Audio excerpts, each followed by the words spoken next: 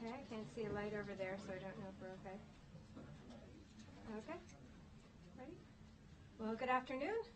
My name is Orna Bloom. I'm director of the Foreign Press Centers, and I'd like to welcome you all here for a very special briefing on the Obama administration's foreign policy priorities for 2016. And I'm very pleased to welcome back to the Foreign Press Centers Deputy National Security Advisor Ben Rhodes, who's Deputy National Security Advisor for Strategic Communications. I'm sorry, I had it wrong. Anyway, thank you very much, Mr. Rhodes. Over to you. And a quick reminder to everyone in New York, please come to the podium if you have a question. And for those of you who are here as well, please give your name and your outlet before asking your question. Without further ado, Mr. Rhodes. Great, thanks. So I'll just make some brief opening comments and then I'll take your questions. Last night you heard the President lay out in his State of the Union his view of the big things that the United States of America has to get right in the years ahead. And one of those elements, of course, was our leadership in the world, with a focus on what we're doing to protect the United States against the threat of terrorism and to counter ISIL, but also outlining a broader view of leadership that addresses global challenges and mobilizes collective action, lifting up, I think, examples of that type of leadership. The recently completed nuclear deal with Iran, recently completed Paris climate agreement, the recently completed Trans-Pacific Partnership, the international effort against Ebola, the opening that the United States has pursued in Latin America, particularly through the normalization of relations with Cuba, some of our development work that we're pursuing, particularly in Africa. So laying out essentially the affirmative agenda and vision of leadership on behalf of collective action that the United States is pursuing, in addition to addressing the important threat of terrorism. In that context, of course, there are a number of elements that we would urge Congress to work with us on. That would include an authorization of the use of military force against ISIL, which Congress has yet to authorize, even though we've been engaged in this military effort for more than a year. Lifting the embargo against Cuba, which we believe has failed to achieve its purpose, is outdated, and only, frankly, prevents us from taking additional steps to improve the lives of the Cuban people. Approval of the Trans-Pacific Partnership, which we very much want to accomplish this year, which would, again, open new doors to greater trade and cooperation in the Asia-Pacific, and removing some of the onerous restrictions related to closing the prison in Guantanamo Bay. Again, that's just a brief overview. We have a busy year ahead where I believe foreign policy will be a significant focus of the President in terms of his time and attention. The counter-ISIL campaign will be front and center in everything we do, but also we'll want to see these various issues that I referenced implemented effectively over the course of the year. He has some near-term engagements that will give us opportunities to do that. We'll be welcoming the Prime Minister of Australia here to the United States, one of our key allies in the counter-ISIL campaign, as well as one of our key allies in the Asia-Pacific region, which has been a focus of our foreign policy. He'll be welcoming President Santos of Colombia here in the coming weeks. You heard him reference last night our support for Colombia's efforts to resolve a decades-long civil war and provide the security and prosperity that the Colombian people deserve. In February, we'll also be hosting a first-of-its-kind summit with the leaders of ASEAN in Sunnylands, California, which I think demonstrates both the central focus of the Asia-Pacific to our foreign policy, but also the central focus of ASEAN in our view of the architecture of institutions and arrangements in the Asia-Pacific. So we will be getting off to a busy start, even as we then will have a substantial amount of foreign travel already on the books. We have multiple trips to Europe, including the Hannover Messe in Germany in April and the NATO summit in Poland in July, multiple trips to Asia, including around the G7 in Japan in May, and the G20 and ASEAN summits in China and Laos in September, and certainly travel to Latin America and other regions as well. So happy to get into any of those particular issues, but with that, why don't I stop and move to questions about specific issues or about our agenda for the year. So yes, right here. Thank you so much, Ben. Thank you so much, Ben. Jingyi Chan with Shanghai Media Group. We know President Obama yesterday mentioned China 3 times in his State of Union as a comparison to military and economic power of United States. And I'm just curious, what does he hope to achieve in Asia rebalance in his final year, especially in the area of economy and military? And you just mentioned he will visit China in September. That would be his last visit to China. So what's his expectation, and will he visit Vietnam, by the way? Thank you. Look, first of all, in terms of the comments last night, I think some of this, frankly, addressed elements of the political rhetoric here in the United States that, in many cases, opposition to the president turns into talking down the position of the United States. And that was the dynamic that I think he intended to call out very directly. With China generally, and then in terms of the Asia-Pacific, I think we see elements of cooperation and competition in the relationship. On the positive side of the ledger, one of the biggest issues that he focused on domestically and internationally yesterday was climate change. We would not have achieved the Paris Agreement without the cooperation that the United States and China had on that issue, both in terms of the announcement made in Beijing during his last trip and the subsequent cooperation leading into Paris. So there's an example where, as two of the two largest economies in the world, we were able to forge that type of practical cooperation. At the same time, there are elements of competition, and there are areas where we've had differences on cybersecurity, for instance. We are going to work very closely with China on a whole range of issues related to the Asia-Pacific. So on that score, as we look to the year ahead, number one, we want to make sure that there's a response to the recent nuclear test in North Korea and the provocation and the potential, the provocation and the very real threat that it poses to our allies, South Korea and Japan, but also to the world. So we'll be working with China through the UN Security Council and also in our own bilateral discussions about how to demonstrate to North Korea that that is a path that leads to greater costs, consequences, and isolation. More broadly, our agenda, I think, encompasses economic, security, and political components. On the economic side, the approval of TPP is clearly high on that list. We see that as the foundation and the platform for U.S. economic and commercial engagement in the Asia-Pacific going forward, as well as, frankly, a model of a trade agreement that we'd like to see take hold in terms of high standards that is similar to what we're pursuing in Europe with the TTIP discussions. With China, we're having discussions around bilateral investment treaty and other deepening of commercial ties. So, there's a lot on the economic space. On the security space, some of our partners in the Asia-Pacific are with us in the counter-ISIL campaign. I think there's a shared view of the need to counter terrorism around the world. Within the Asia-Pacific, we've taken steps to modernize our alliances and to deepen relationships with emerging partners. And we've had just the other day a good decision in the Philippines that will allow our access agreement to go forward.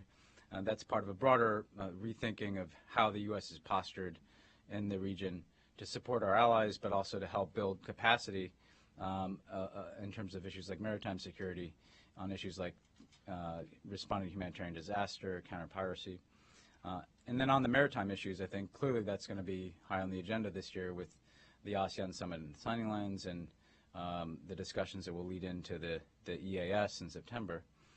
And there what we'd, again, like to do is make clear our commitment to upholding freedom of navigation, but try to find ways to reduce tensions, encourage parties and claimants in places like the South China Sea to resolve those issues through international law, have ways of deconfliction and de-escalation where there are potential irritants. Our military-to-military engagement with China is a part of that. So I think maritime security and territorial issues will be clearly on the agenda this year as well. And then there's a people-to-people dimension. We've sought to increase our people-to-people ties with both China through efforts like our 100,000 Strong program with the Chinese, and with ASEAN, where we have a Young Southeast Asian Leaders Initiative. So I'm sure that's not a fully inclusive list, but it gives you a sense of the breadth of how we'll be engaging in the Asia Pacific. Vietnam, the president would very much like to go. I don't have we don't have a specific date or announcement yet at this time. Andre. Thank you. Thank you, Ben. My name is Andrei Sitov. I'm a Russian reporter with TASS. Thank you for doing the briefing, and thanks to our friends at the FPC for hosting it, as always. Did I detect a touch of Schadenfreude yesterday in the president's brief remark on the Russian economy? You've said many times that you don't really want to hurt the Russian people economically, but sometimes, to be frank with you, it feels like you do.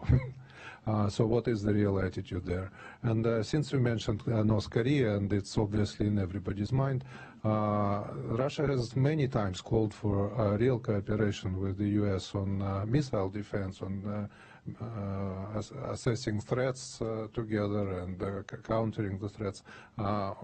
Why can't we do that? Thanks. Mm-hmm. So good questions. Look, on the first point,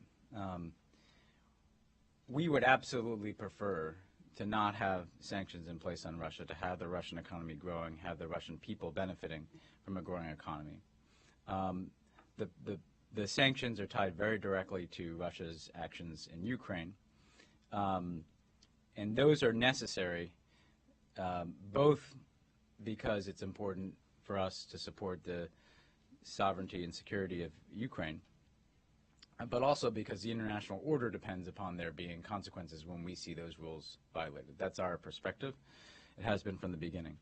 At the same time, we've made very clear that if we see the Minsk agreements implemented, if we see that type of progress and follow through so that you have,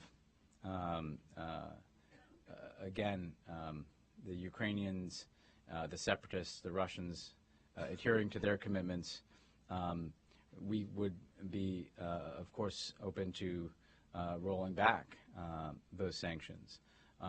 So the preferred outcome for the United States is that there is an implementation of Minsk. There is, again, a respect for the sovereignty of Ukraine, and that there is a re-engagement with Russia economically that I think would be beneficial to the Russian people. I think the point the president was making is simply that there are costs that go along with certain types of actions. Even as we have had these very strong differences, we try to identify areas where we could cooperate with Russia. And in fact, I don't think you would see a nuclear deal achieved with Iran without Russian cooperation. And in fact, Russia recently played a critical role in receiving the stockpile of enriched uranium that was shipped out as a part of that deal. And President Obama has said this directly to President Putin in their repeated discussions, and they spoke on the phone this morning, by the way. And the issues they touch on are often Syria, Ukraine, and again, in both Syria and Ukraine, if Russia would play a more constructive role, we would welcome that. That's our preferred outcome. We have no intention of being in opposition to or punishing Russia for its own sake. Insofar as we have sanctions in place, they're tied very directly to the situation in Ukraine. Missile defense. Well, we've made this point, and in fact, the North Korean example is not a bad one in the sense that we've said from the beginning of this administration that our missile defense programs are not directed at Russia or upsetting the strategic balance. They're directed at threats from countries like North Korea and Iran. In fact, in recent years, we've deployed additional missile defense resources to Northeast Asia expressly because we want to make sure we are better able to deal with the threat from North Korea to ourselves, but also to the Republic of Korea and Japan and to the entire region. So we've been open to discussions with Russia about missile defense cooperation. We pursued those early in the administration. We got fairly far along, but we could not reach that type of agreement. And I think Russia in particular viewed the missile defense system that NATO is deploying as potentially posing a threat down the line. We continue to assert that that is not the case, and we can lay out how the system that is envisioned is meant to deal more with the threat from a country like Iran, which, by the way, we continue to see launching ballistic missiles. So I think we are open to dialogue on this issue, but the key sticking point here, I think, has been a Russian belief that our intentions are directed at Russia. I think we believe we can show both technically and otherwise that what we're really concerned about are threats emanating from places like North Korea and Iran. Yeah, we'll go here. Thank you very much. Very nice, Mr. Pan, to meet you here. Jennifer Chen, reporter with Shenzhen Media Group. I just would like to know, will Obama administration put more efforts in the Asia-Pacific region last year, and is there any adjustment or new policy in that region? Yeah. Thank you so much. Yeah, I think you will see more. I mean, I think this has been a sustained focus, but we are very intentionally going out of our way to say, you know, the president is going to host the ASEAN leaders at Sunnylands. He's going to be going to Asia twice, at least to the countries that are hosting summits. I would expect that there'll be additional stops on those trips. So he will be, and we're receiving Prime Minister Turnbull, but also certainly other leaders down the line. So I think you'll see the president spending a lot of time here because he believes that part of his most important legacy is going to be positioning the United States in the Asia Pacific, both economically through vehicles like TPP and through our bilateral relationships, but politically engaging at the highest levels in shaping the international architecture in the Asia Pacific, you know, APEC, ASEAN, EAS, and how that is a hub for cooperation, and people-to-people ties, as I was discussing. And I think you'll see him engaging this Young Southeast Asian Leaders Initiative again, that we have a much more enhanced and elevated engagement across the board.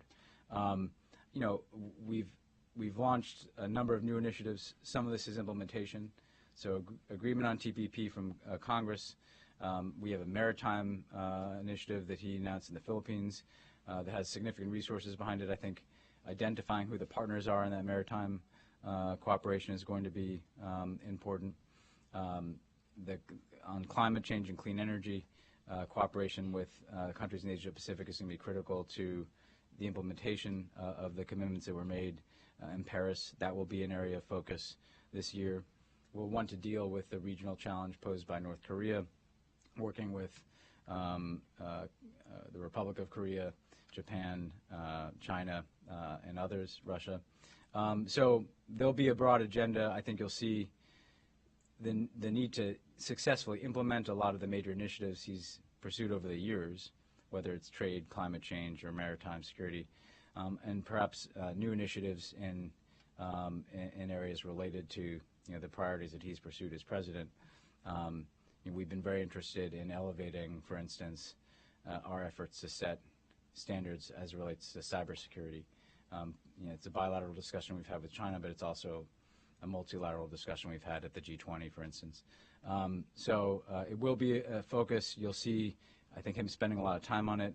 I think we'd like to see the successful implementation of a lot of the things we've worked on, and we'll want to leave the next president with the United States positioned on a much more sustained and high-level basis to be a partner in the Asia Pacific.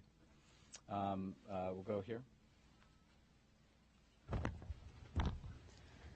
Irina Gilevska, Macedonian TV. You mentioned the NATO summit in Poland in July. Yesterday, Macedonian Prime Minister Gruevski had a meeting with the Vice President Biden, and the Vice President gave support for Macedonia to join NATO. Do you expect that maybe in July Macedonia will become a member of NATO? I think clearly NATO has an open door policy and supports the aspirations of states that meet the requirements to join NATO. With respect to Macedonia, I think July would be a highly accelerated timeline. So I think there's a process that will likely play out over a longer period of time. You see a country like Montenegro, it took a significant number of years to again meet the requirements and the thresholds to come into entry as a NATO member. So again, I think that we support aspirations. We have an open door policy. We also then have a series of specific steps, capabilities, dialogue with NATO that has to take place before we could get to complete membership. And I think that's a process that will likely play out. This will certainly be discussed in July. NATO aspirants are often part of the dialogue around summits so that we can review progress that's been made. And so we'll be able to take stock at that point as to how far along that progress a country like Macedonia is. Yeah. You mentioned North Korea several times. Hi, my name is Alicia Rose from NHK. You mentioned North Korea several times. What is the role of Japan and South Korea in addressing this issue? And also, do you have any expectations for the elections that will take place in Taiwan this weekend? So, look, Japan and the Republic of Korea are absolutely central to our response to North Korea. And that's why as soon as you saw the nuclear test, you have, President Obama, his first calls are to the leaders of Japan and the Republic of Korea. I think there's a role to play in terms of us making clear our ironclad commitment to their defense, manifested by our significant military cooperation, our alliance, our presence in those countries.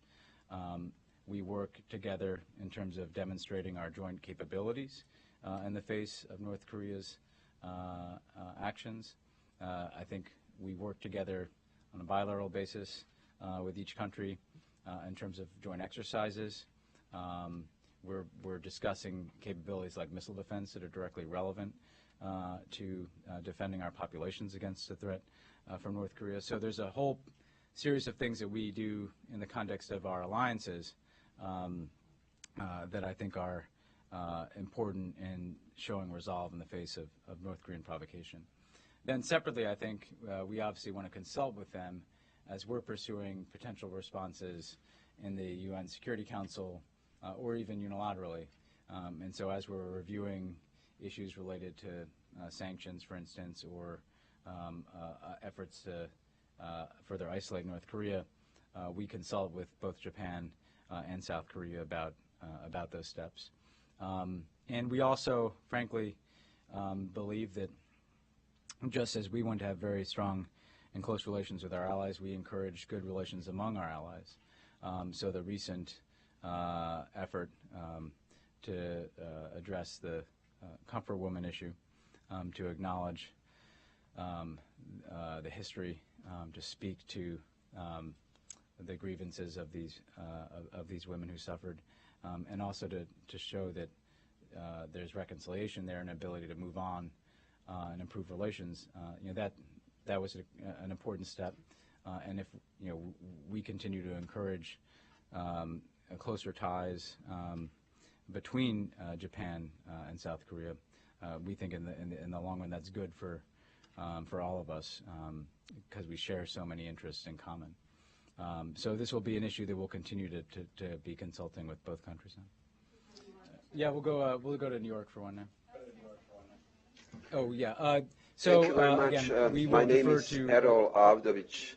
I am a correspondent for Avaz, A-V-A-Z, daily from Sarajevo, Bosnia and Herzegovina. And I guess I would go back for a little to Balkan affairs again.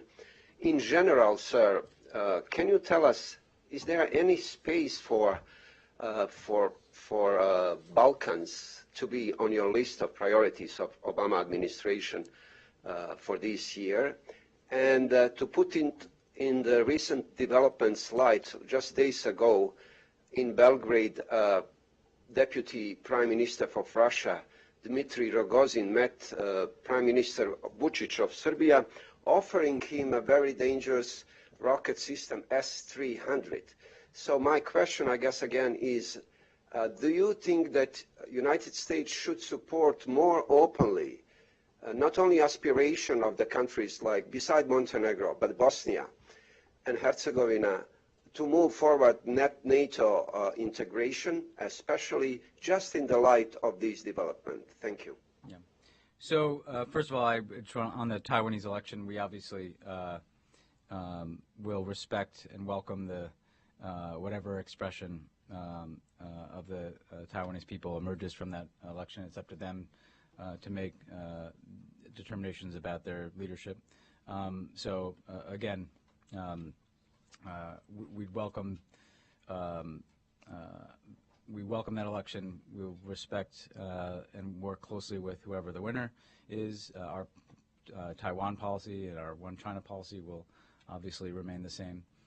But I think it's a testament to the vibrant democratic culture that you see in Taiwan, that you see these campaigns and the election that's coming up. On the question about the Balkans, look, this is something that we work on very closely, given the nature of the U.S. role over the last 2 decades in places like Bosnia and places like Kosovo. I just break into different issues. One is we have close security relationships with a number of countries. There are concerns about terrorism and migration in the Balkans, as in the rest of Europe, and those are issues that we work through on a very regular basis. We also work to try to support the long-term political and economic success of countries in the Balkans, and the U.S. has invested a significant amount in those efforts. With respect to Russia and NATO, first of all, we see it's very important. The key principle, of course, should be that the countries of the region are making their own decisions about their future arrangements, their future relationship with the European Union, their future relationship with NATO. We don't, frankly, think it's in the interests of the region for it to be seen as caught in some, Cold War-style zero-sum game between the United States and Russia. That is not a constructive way, we think, for the region to be approached. So as we look at questions of NATO membership, we do not make those decisions with Russia in mind, in terms of we're seeking to have a tug of war about whether this country is going to be aligned with or against Russia. What we look at are the very specific NATO criteria consistent with our open door policy. What are the defense capabilities? What are the defense capability requirements of membership? What is the political and public support for NATO membership in the country? So there are clear guidelines that have been laid out over the years. And again, that allows us to come to a judgment that a nation wants to join NATO, that a nation has the capabilities to add value to the alliance, and that the alliance, again, will be there and is fully supported as a consensus-based organization in terms of accepting the profound Article 5 commitment that goes along with membership. So we will continue to view these issues on that basis. And again, I think it's important for us to not accept the mindset that this is going to be about the United States and Russia, or even NATO and Russia, but rather it's about the security of individual countries, the security of the transatlantic community broadly. We'll go here in the middle. Thanks for that. This is Lena Argyri, Greek TV. So Greece is entering the 6th year of economic recession and harsh austerity. And on the top of that, it has to deal with thousands of refugees that arrive every day from Syria. So is the president willing or planning to, while his last year in office, to encourage the Europeans to find an effective solution regarding the Greek debt? Thank you. Yes, I mean, this is something he's worked on over the years. Greece has making very significant decisions. They've made significant sacrifices. And Europe has, I think, at critical junctures, worked to try to resolve issues with Greece. Our interest is in seeing not just, again, addressing the profound structural issues in question, but also seeing a return of greater opportunity and growth for the Greek people. So what we will continue to be doing is encouraging our European allies to work together, and that includes Greece and other members of the European Union, to address the issue associated with Greek debt. We're not going to be prescriptive. It's not our determination as to exactly what structure that takes, but I think we can offer support in different ways. We can offer ideas, and we'll continue to do so. But we don't want to put ourselves directly in the middle of those discussions, but rather be encouraging that the situation continues to be resolved in a way that addresses the Greek people's interest in getting out from under the situation they've been in and restoring economic growth and opportunity over the long term. I would add that the additional pressure of the refugee issue it comes into play here too, and we support efforts to find ways to provide resources to those countries that bear a significant burden with respect to refugees.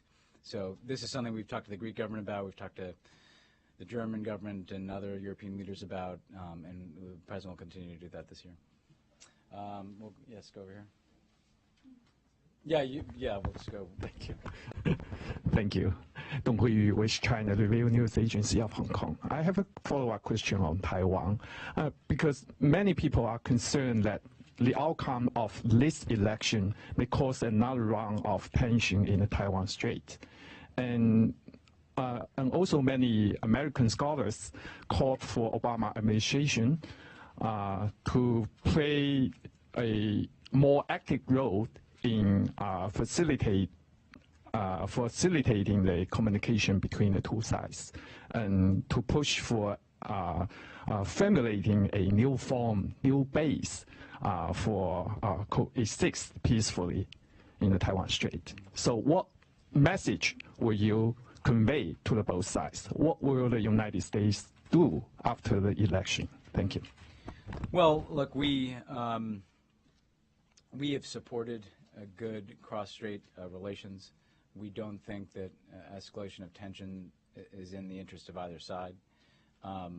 We believe in the context of the election that China, like the United States, like any other country observing this, will want to see the election play out and respect the result. Again, this will take place in the context of our One China policy, our 3 communiques, but in the aftermath, I don't want to prejudge a hypothetical circumstance. What I would say is that we would want to be supportive of cross-strait dialogue, of there being an avoidance of tension, and there being the ability for these issues to be addressed, again, peacefully through dialogue, no matter who the winner is. And that's the type of role the United States has played, even as we have a long-standing relationship with people on both sides of the strait, long-standing defense relationship that was manifested in the recent arms sale with Taiwan.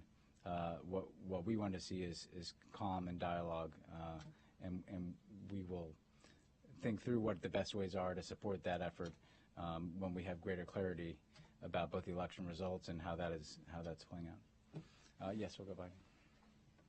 Thank you, Mr. Rhodes. Marta Avila with RCN TV Colombia. President Obama has said several times, including last night, that he supports the peace process in Colombia. But what does that mean? More resources to Colombia, and the most important, is the U.S. willing to free FARC members from the U.S. jails, even if that implies a presidential pardon? So, first of all, we support the peace process. We want to make sure it's good for Colombia, just as I know President Santos wants to make sure it's a good deal for Colombia. And so at different stages, we've been involved, and over the last several months, we've had an envoy to the discussions in Havana to help work through with our own expertise some of the various difficult issues that have to be addressed around dealing with accountability, around dealing with security, around dealing with the variety of issues that emerge in these discussions. In terms of resources, the United States has provided enormous resources over the years through Plan Colombia to Colombia's security. I think we'll continue in the coming years to provide resources for Colombian security, and I think we would think through what are those security requirements in the context of an agreement. Do they change? Do they shift to different issues? And so this is something I think President Obama would want to discuss with President Santos, which is, again, how do we ensure that we continue our security cooperation, our security support for Colombia? Does that evolve in the world of an agreement if an agreement is reached? There will be resources, and we'll want to think through, does that look very similar to what we're currently doing in terms of our security cooperation, or does that, again, address specific elements associated with an agreement? And I don't want they'll have that discussion when President Santos is here. In terms of FARC members in the United States, it has not been an issue in the talks. Again, I think if you're talking about people being freed from the United States, that's not something that we have supported. We frankly don't think that should be necessary to reach an agreement. So we'll see what happens in the final weeks of these discussions. But again, it's not. We're aware, obviously, of the potential for that being an issue, but it has yet to be an issue in the talks. And what we're most focused on is ensuring that if an agreement is reached, it's an agreement that addresses the security needs of the Colombian people, it addresses the need for accountability, and it addresses the need for there to be reconciliation within Colombia. But I think you'll see this as a focus because we have an envoy there. Secretary Kerry's invested in this. President Obama will talk to President Santos about this.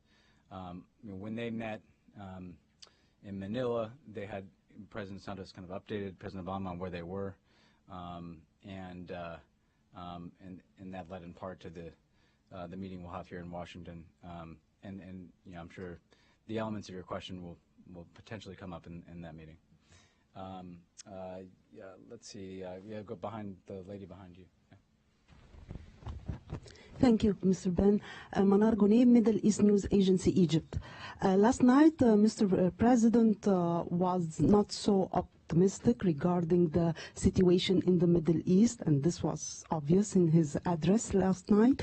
But regarding Egypt, I'm just asking if the President has any plans to further cooperation with Egypt regarding its fight of Daesh in Sinai, or regarding the Libyan border, because Egypt is still suffering from the borders with Libya. And another question, what does the White House see the inauguration of the recent parliament in Egypt? Thank you. So, I think the president was aiming to be realistic in his address last night, in communicating to the American people and to the world that there has to be a recognition that some of the challenges that are being faced in the Middle East today are going to play out over a long period of time, particularly if you look at the type of conflicts that we see in Syria in particular, but also in other countries, in Yemen, in Iraq, and Libya. With respect to Egypt specifically, we have had extensive discussions with them about ISIL and their presence in the Sinai. We are concerned about ISIL's efforts to gain a foothold in the Sinai. So we share information. Many of the capabilities that we provide to Egypt through our security relationship are ones that are directly relevant to the capacity to go after terrorist organizations in places like the Sinai. So it's built into our security relationship as well. With respect to and I should just add, I think Egypt benefits from a resolution to the crisis in Syria. That as with every other country in the region, our strong case is that you're not going to see a resolution to the issue with Daesh without a resolution to the Syrian civil war in the long run. And so Egypt's support, along with the other countries in the region, for that political process will be important. And again, our belief is that part of that political process will have to involve Bashar al-Assad leaving power. The situation in Libya does pose a significant threat to the stability of the broader region. We've had discussions with Egypt about this as well. Number one, as in Syria, there's a security dimension and a political dimension. On the security side, we ourselves have been concerned about the efforts made by Daesh in places like Sirte to establish a foothold in Libya. We've actually taken action against the leader of Daesh in Libya. At the same time, we believe there has to be a resolution to the political impasse inside of Libya. And the recent UN agreement to bring together the different factions in the country into a unity government provides an opening. And Egypt's support for that process is critical because different neighbors in different countries in the region have relationships inside of Libya. And if you get Egypt and the United States and Qatar and the United Arab Emirates able to support the unity government as well as our European allies, Italy, that can make a difference in helping stabilize the situation going forward. Was there any other? The Parliament. Yeah, look, we welcome the seating of the Parliament.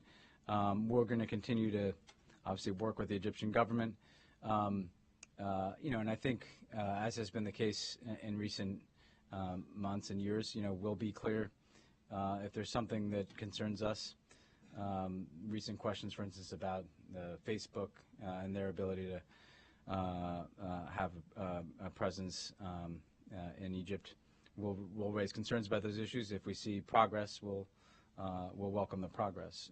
So as Egypt wrestles with these political questions going forward, we'll support their stability. We have the foundation of our relationship. I'm sure there'll be areas where there's going to be disagreement with certain actions, and we'll raise those. And we'll do that with President Sisi, with the Parliament, and with the broader government. Go to New York. Thank you for doing that.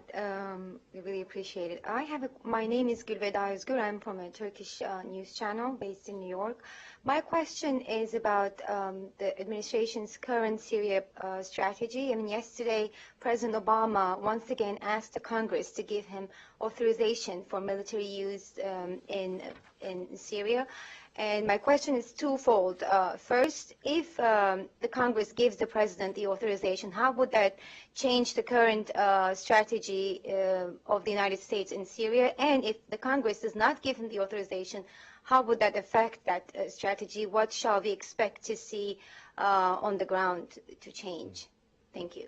So it's a good question. So, in any event, we will continue to prosecute our campaign against ISIL, to wage the war against ISIL. The fact of the matter is, an AUMF, however, could do a number of things.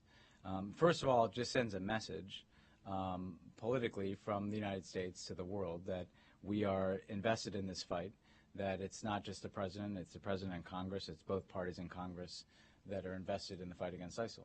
And that's why the President said It's one thing to make statements about the need to confront terrorism. Congress should be able to take a vote.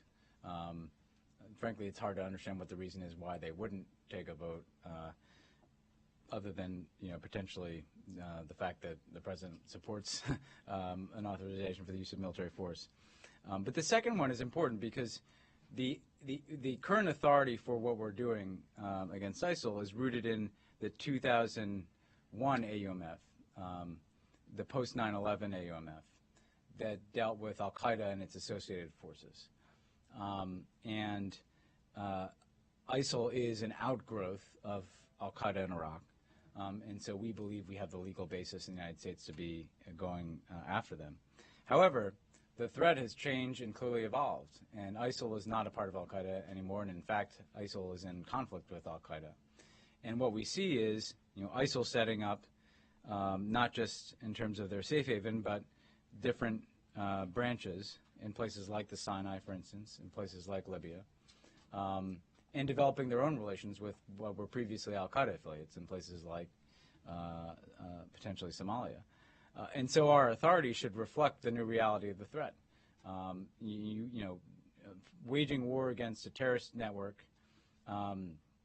based on the situation in 2001 is not as effective a way of providing the tools to go after a terrorist network as you would have in 2016 with an AUMF that has passed this year. So essentially, provide the clear authority and the political statement for the authorization of the use of military force against ISIL. In doing so, frankly, we can better understand and clarify, here's how we see the threat today, and here are the authorities that the President of the United States needs to go after that threat. Because otherwise we could be in a situation where, 1 year from now, 2 years from now, 3 years from now, we're still waging war under the legal authority granted to President Bush after 9/11. You could have a situation where Al Qaeda core in Afghanistan and Pakistan is a shadow of its former self, is not the principal threat, but essentially we're using the authority that was designed for the organization when they were in the vanguard, when in fact now we have ISIL as much more front and center in terms of the focus of our military action. We'll go here. Yeah. Thank you so much. This is Heba Al-Qudsi from Sharq Al-Awsat newspaper. With the discussion and peace talks between the Syrian regime and the opposition, which will be held in Geneva in 25th, do you have a specific vision about the list of the representatives that will join this discussion from the regime, the Syrian regime and the opposition? And what's your evaluation of the Saudi participation and the Iranian participation in this discussion? My other question regarding Iran, in light of its missiles tests and in light of yesterday and the U.S. Navy, what's your evaluation? And besides that, the Iran support for the Syrian regime, what's your do you think that Iran is challenging the U.S. administration? What's your evaluation of the situation with Iran? And last question, what exactly, sorry for that, what exactly your timeline, what's the administration timetable for the Assad to leave power? Thank you. Good questions. So on the first question, we believe that a lot of work has been done under the umbrella of the Vienna process to identify the opposition that will participate in those discussions. And the meeting in Saudi Arabia, I think, brought together a very broad group of opposition parties and identified participants for that meeting. We've encouraged there to be, again, an inclusive approach to the opposition groups. We've encouraged the opposition themselves to work together in identifying who the lead voices are. So we don't necessarily want to be, picking the negotiators ourselves, but rather we've been aiming to get the opposition together in a room and have them be able to determine what is an inclusive set of negotiators on their side. And again, I think we've made progress, and I think that Saudi meeting was was critical to the process. We think that the success of Vienna will depend in large part on continued support from all of the different countries. So it's important that Saudi Arabia and Iran are both involved in that process. We want the United States and our partners, Saudi Arabia and others, at the table, but Russia and Iran, given their relationship with the regime, I think need to be at the table as well. With respect to the timeline, just because it's related, Vienna lays out a timeline for constitutional reform and eventually elections.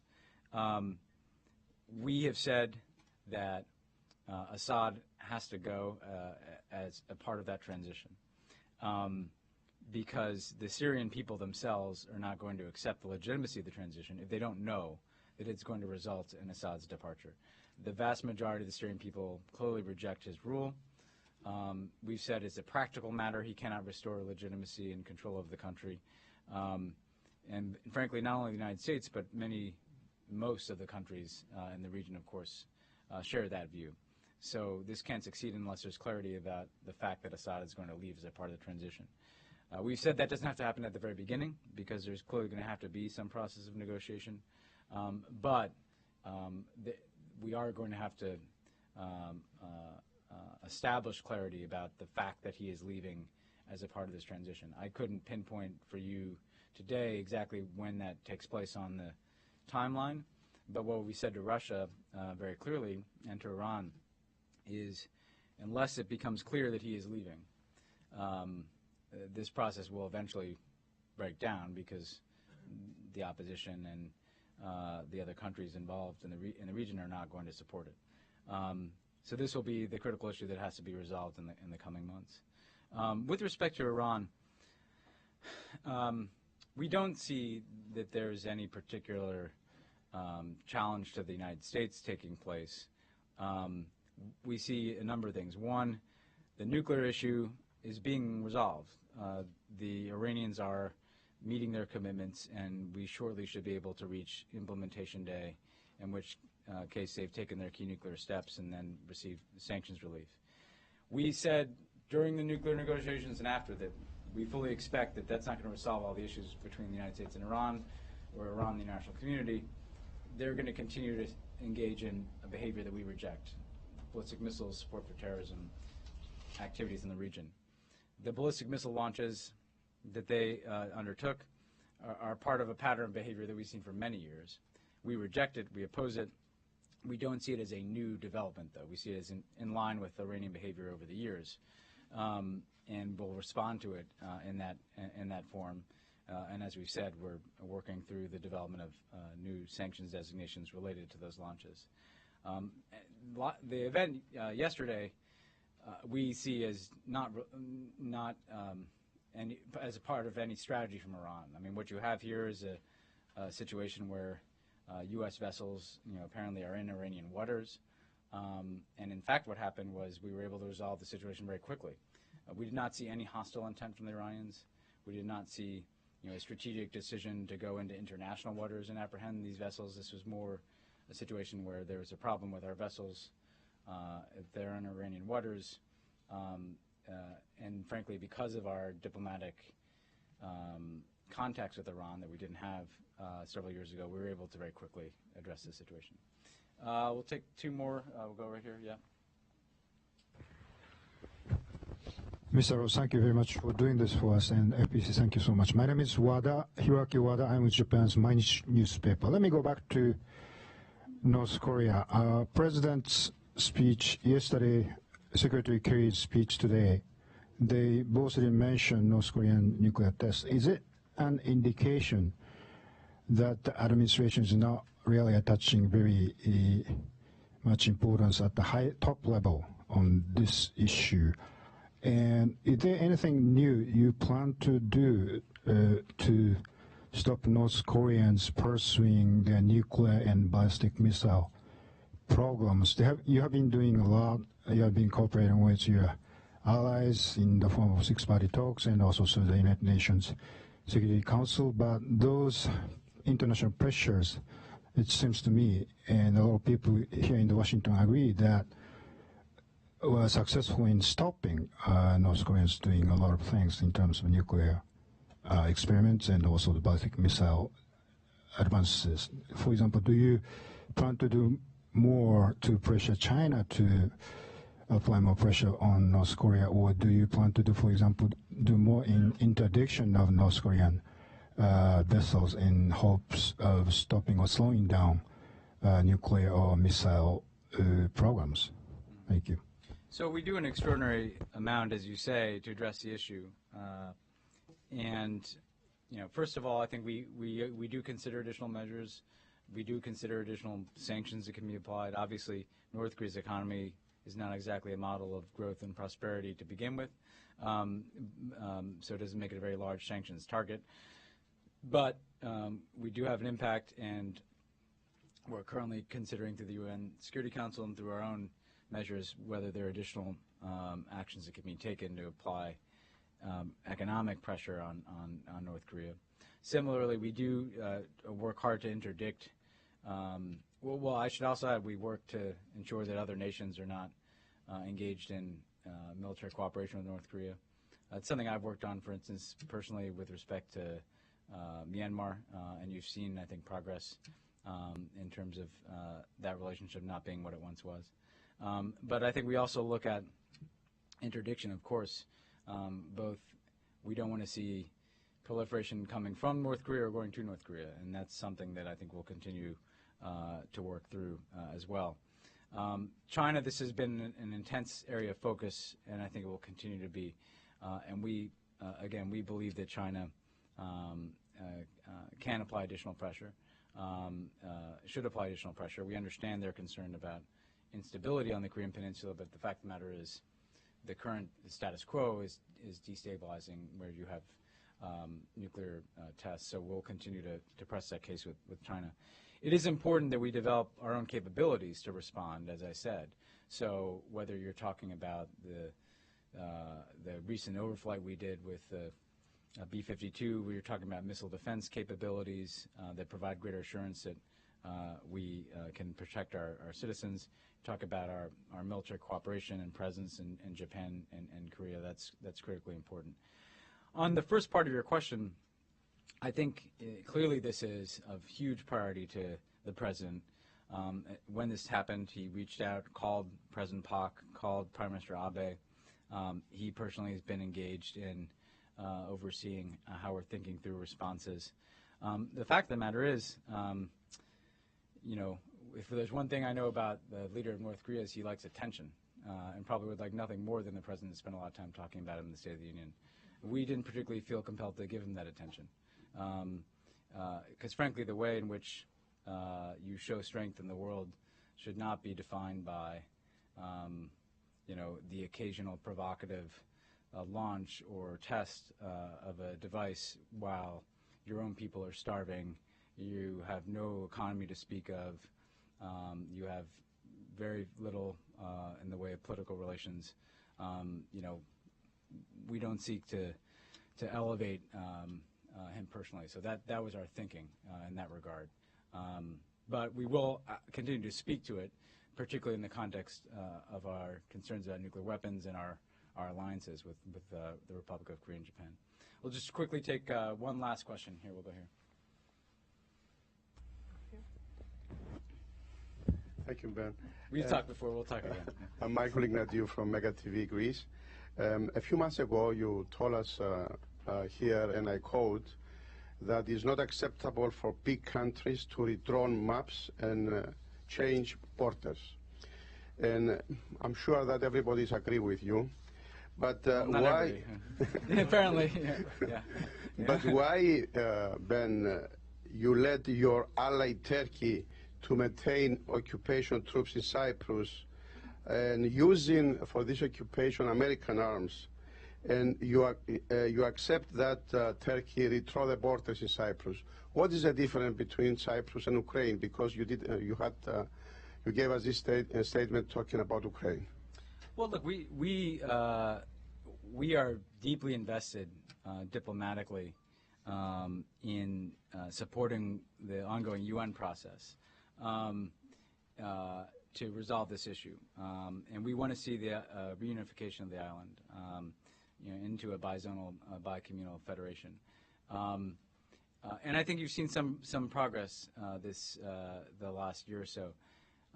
This is a particular focus, by the way, of Vice President Biden's.